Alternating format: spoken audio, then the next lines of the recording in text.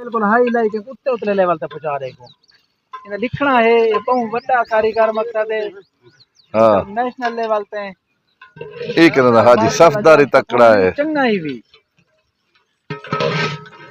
अच्छा हां उस्ताद अतामन सही सही ए माशाल्लाह उन्होंने साहबजादे सिंह माशाल्लाह या